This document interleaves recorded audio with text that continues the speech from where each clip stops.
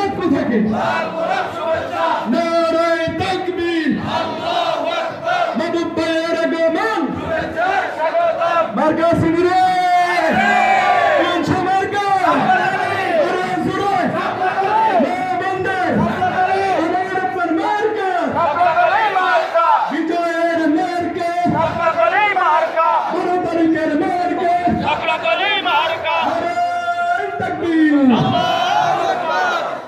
সম্মানিত উপস্থিতি, এই পর্যায়ে আমাদের সম্মানিত অতিথি ডন মাওলানা ইউসুফ সাহেবকে আলোচনা করার জন্য অনুরোধ করছি।